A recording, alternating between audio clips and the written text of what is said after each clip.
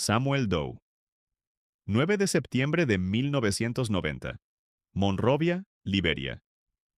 El país se encontraba en medio de la Primera Guerra Civil Liberiana. El presidente Samuel Doe, ex sargento mayor del ejército que había tomado el poder en un golpe de Estado en 1980 y posteriormente se había autoproclamado general y presidente, estaba perdiendo el control. Durante una década gobernó mediante la represión, el favoritismo étnico y violentas campañas de persecución. Las elecciones de 1985 fueron ampliamente consideradas fraudulentas. Figuras de la oposición fueron encarceladas, torturadas o ejecutadas. Comunidades enteras fueron atacadas durante purgas internas. Para mediados de 1990, facciones rebeldes habían rodeado Monrovia. Una de ellas estaba liderada por Prince Johnson, un comandante escindido de la insurgencia de Charles Taylor. Los combatientes de Johnson controlaban zonas clave de la capital, incluido el área del Puerto Libre. El 9 de septiembre, Doe cometió lo que sería su último error. Viajó al cuartel general de la Fuerza de Paz de África Occidental, ECOMOG, para lo que supuestamente sería una reunión negociada. Era una trampa. Los hombres de Johnson lo estaban esperando. Antes de que Doe pudiera ponerse a salvo, su convoy fue emboscado. Recibió disparos en ambas piernas durante el tiroteo. Herido e incapaz de huir, fue capturado con vida. Desde ese momento, era prisionero. Lo que ocurrió después quedó registrado en video.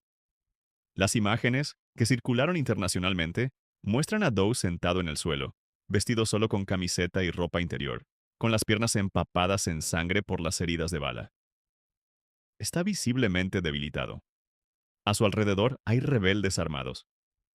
Al frente de la sala, Prince Johnson está sentado detrás de un escritorio, con dos latas de cerveza abiertas frente a él y una joven abanicándolo desde atrás. Observa con la serenidad de alguien que tiene el control absoluto. Comienza el interrogatorio. Doe es golpeado. Es interrogado mientras aún está consciente y la cámara sigue grabando. Uno de los combatientes de Johnson le corta una oreja con una hoja, lentamente y de forma deliberada. Doe grita. La sangre corre por su rostro. Johnson no se inmuta. Bebe su cerveza. Testigos e investigaciones posteriores señalaron que fue torturado durante horas. Según los informes, le amputaron dedos de manos y pies. Sufrió una pérdida masiva de sangre. Fue humillado, mutilado e interrogado antes de morir ese mismo día a causa de las heridas. La cámara no registró lo que vino después. Su cuerpo fue desnudado y paseado por las calles de Monrovia. Le afeitaron la cabeza. Se encontraron quemaduras de cigarrillo en el cadáver. Un presidente que había ordenado ejecuciones públicas de sus propios opositores fue exhibido como un trofeo. Las imágenes impactaron al mundo. Un jefe de Estado en funciones, herido, atado, sangrando y mutilado, muriendo lentamente mientras su torturador bebía cerveza y daba órdenes. Se convirtió en una de las imágenes de guerra más infames de finales del siglo XX. Su muerte no puso fin a la violencia en Liberia. La guerra civil continuó durante años. Decenas de miles más morirían. Otros señores de la guerra surgirían. El propio Prince Johnson entraría más tarde en la política y llegaría a ser senador. Pero el 9 de septiembre de 1990, el poder cambió de manera inconfundible. Benito Mussolini. 28 de abril de 1945. Norte de Italia. Tras más de 20 años gobernando Italia como dictador, Benito Mussolini ya no estaba en el poder. Las fuerzas aliadas avanzaban. Las defensas alemanas colapsaban. Los partisanos italianos se levantaban en el norte. Mussolini intentó huir hacia Suiza, escondido dentro de un convoy alemán cerca del lago Como. Fue descubierto en un puesto de control partisano el 27 de abril de 1945. Fue sacado del convoy y arrestado con vida. Al día siguiente, Mussolini y su compañera Clara Petacci fueron trasladados al pueblo de Giulino di Mezzegra. No hubo juicio formal. El 28 de abril, el partisano Walter Audicio, actuando bajo órdenes del mando de la resistencia italiana, llevó a cabo la ejecución. Audicio levantó su arma. Se encasquilló. Lo intentó de nuevo. Tras dificultades iniciales, finalmente disparó. Mussolini recibió múltiples impactos y cayó al suelo. Clara Petacci no estaba destinada a morir ese día. No figuraba en la orden de ejecución. Pero cuando comenzaron los disparos, se interpuso frente a Mussolini. Fue abatida junto a él. A la mañana siguiente, 29 de abril, los cuerpos fueron trasladados a Milán, a la Plaza Piazzale Loreto. El lugar no fue elegido al azar. Meses antes, fuerzas fascistas habían ejecutado allí a 15 partisanos italianos y habían dejado sus cuerpos en la calle como advertencia. Ahora Mussolini regresaba al mismo sitio. Los cadáveres fueron arrojados al suelo en plena vía pública. La multitud se reunió rápidamente. Algunos patearon los cuerpos, los golpearon, escupieron sobre ellos. Otros dispararon contra los cadáveres. La ira acumulada durante 2 décadas de régimen fascista estalló públicamente. Posteriormente, Mussolini, Petacci y otros jerarcas fascistas fueron colgados boca abajo de una viga metálica en una gasolinera cercana. Suspendidos por los pies, con los abrigos cayendo hacia abajo y sangre visible en sus rostros y ropas. Las fotografías muestran el rostro hinchado y sin vida de Mussolini, colgando sobre una multitud que había vivido bajo su régimen durante más de 20 años. Algunos lanzaban piedras, otros escupían, algunos simplemente observaban en silencio.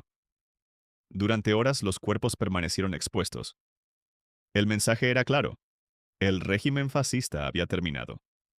El hombre que había comandado ejércitos, promulgado leyes raciales y aliado a Italia con Hitler, era ahora un cadáver exhibido sobre una estación de servicio.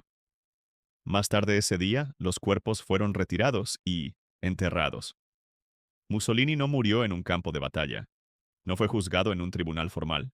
Fue capturado, ejecutado al borde de un camino y luego entregado a la multitud, que dejó claro el costo de 20 años de dictadura. Nicolae y Elena Ceausescu. 25 de diciembre de 1989.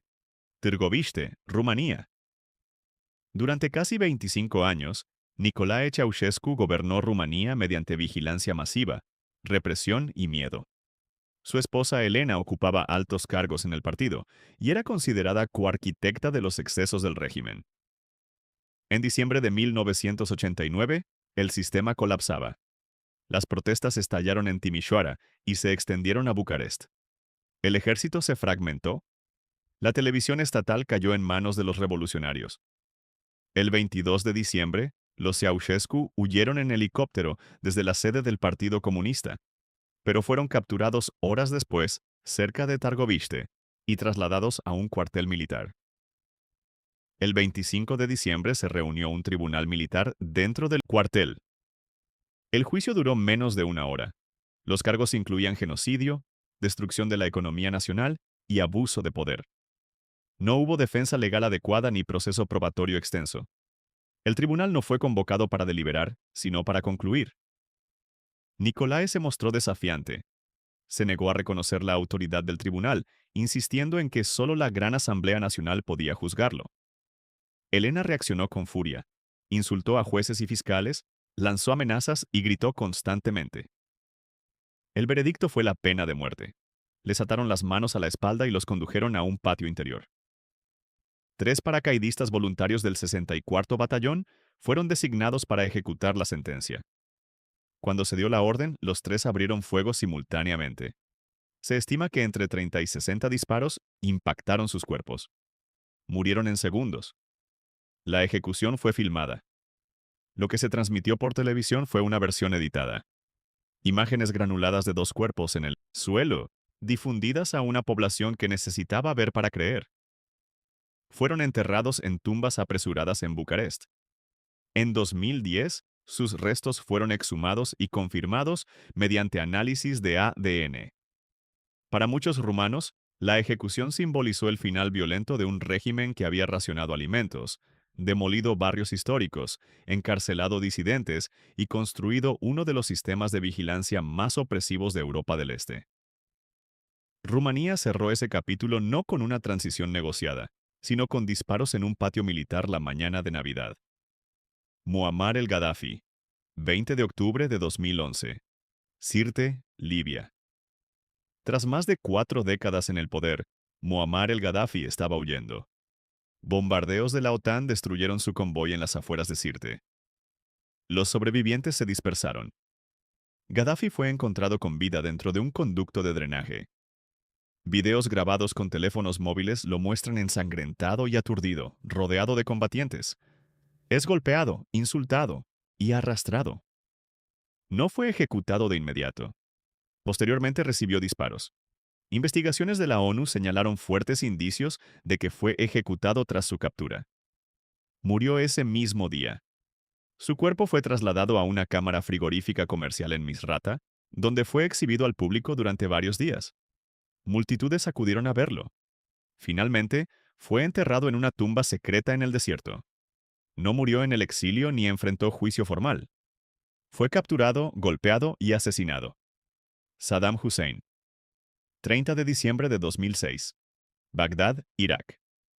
Tras más de 2 décadas gobernando Irak mediante el miedo, purgas y represión masiva, Saddam Hussein entró antes del amanecer en una cámara de ejecución. Su régimen incluyó la campaña Anfal contra civiles kurdos, el uso de armas químicas en Al-Abha, encarcelamientos masivos y tortura. Fue capturado en diciembre de 2003 tras la invasión liderada por Estados Unidos. El 5 de noviembre de 2006 fue condenado a muerte por crímenes contra la humanidad relacionados con la ejecución de 148 chiíes en Dujail en 1982. La ejecución fue programada para la madrugada del 30 de diciembre. Fue conducido a una sala austera bajo un edificio gubernamental. Un video oficial lo muestra tranquilo, sosteniendo un Corán. Pero una grabación filtrada, hecha con un teléfono móvil, mostró otra escena. Gritos sectarios, insultos y provocaciones. Saddam respondió verbalmente, recitando declaraciones de fe islámica. El lazo fue ajustado alrededor de su cuello. La trampilla se abrió. Cayó.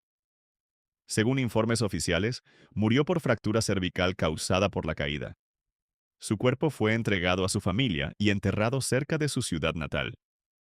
No murió en combate. Fue juzgado y ejecutado por el Estado que una vez controló. Pero lo que convirtió su ejecución en una de las más infames del siglo XXI no fue solo la horca, sino la grabación. Un expresidente, antaño temido en Oriente Medio, de pie bajo la soga, mientras sus captores le gritaban. 5 líderes, 5 finales distintos, pero un mismo patrón. El poder absoluto puede parecer inquebrantable, hasta que deja de serlo. Ninguno de ellos cayó en el silencio. Todos fueron derribados en medio del caos, la violencia y la exposición pública. Sus muertes no solo marcaron el fin de sus regímenes, sino que se convirtieron en imágenes que recorrieron el mundo y redefinieron cómo la historia recuerda a quienes gobernaron con miedo. Porque al final, incluso los hombres que parecían intocables descubrieron que el poder no es eterno, y que la caída puede ser tan brutal como el dominio que ejercieron.